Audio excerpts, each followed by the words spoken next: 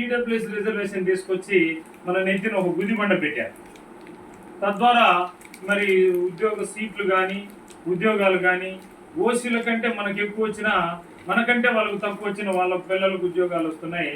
Even civils కానీ group 1 కానీ group 2 కానీ నీట్ కానీ నెట్ కానీ దేంట్లో తీసుకున్నా మనకంటే తక్కువ వచ్చినటువంటి పిల్లల ఓసీలకు పోస్టులు వస్తున్నాయి, సీట్లు వస్తున్నాయి, మనకు రావట్లేదు. ఈడబ్ల్యూఎస్ వల్ల అత్యధికంగా నష్టపోయేటువంటి వర్గం ఏంటంటే మనమే. కాబట్టి మనం ప్రభుత్వాన్ని కూడా ఈ సందర్భంగా డిమాండ్ చేయడం ఏంటంటే ఈడబ్ల్యూఎస్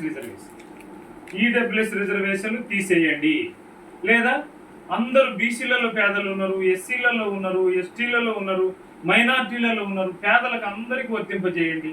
కేవలం ఓసీలలో పేదలు ఉంటే 1.5% 2% ఉంటారు. 2% ఉన్న వాళ్ళకేమో 10% ఈడబ్ల్యూఎస్ రిజర్వేషన్, 55% ఉన్న బీసీలకు కేవలం 27%. ఈ 27%లో మన వాళ్ళు ఎవరైనా ఓపెన్ కాంపిటీషన్లో పోస్టు కొడితే ఓపెన్లు ఇస్తారంటే ఇయ్యరు. కేవలం దాన్ని 27%కే పరిమితం చేసి ఈరోజు అన్ని రంగాలలో మన పిల్లలు చదువుకొని జాబ్స్ లేక, మంచి మంచి కాలేజీలలో సీట్లు లేక ఎక్కువ మంది నష్టపోతాం.